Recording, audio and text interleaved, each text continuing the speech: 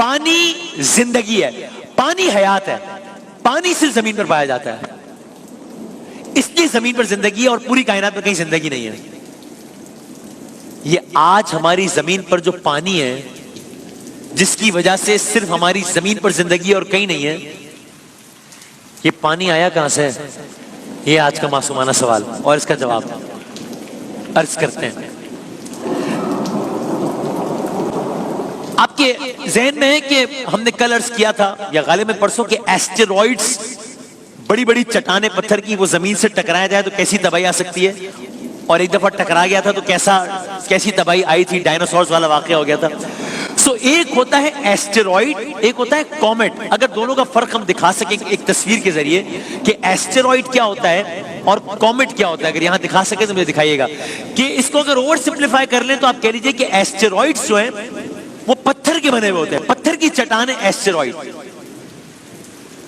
اور کومیٹس کیا ہیں، یہ فرق آ گیا۔ ایسٹرائڈ وہ ہیں پتھر کے بنے ہوئے، یہ رائٹ ہینڈ سائڈ پہ جو دوسری اس کو آپ کومیٹ کہیں گے، یہ برف کے بنے ہوئے ہوتے ہیں۔ تو ایسٹرائڈ پتھریلی چٹان، کومیٹ برف کا گولا، اگر میں اوور سمپلیفائی کروں تو سوال کیا تھا کہ زمین پر پانی آیا کیسے؟ مضبوط ترین تھیوری اس بارے میں یہ ہے کہ زمین پر پانی اس طرح آیا کہ جس طرح ایسٹرائڈز زمین سے ٹکرائے تھے اسی طرح کومیٹس زمین سے ٹکرائے، یہ کومیٹس برف کے بنے ہوئے تھے اور اس کے نتیجے میں زمین پر پانی آ گیا۔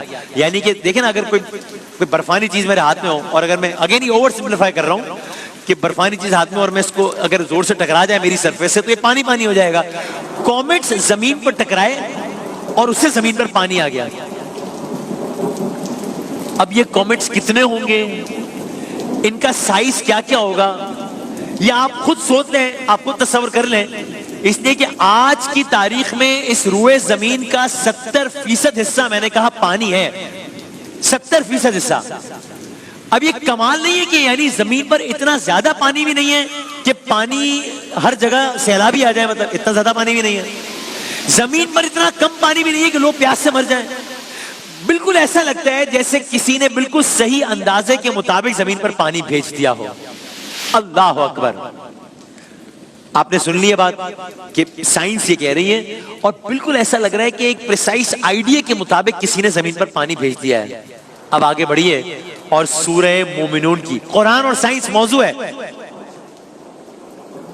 سورہ مومنون کی آیت سنیے آپ، پھر اس کا ترجمہ عرض کرتا ہوں۔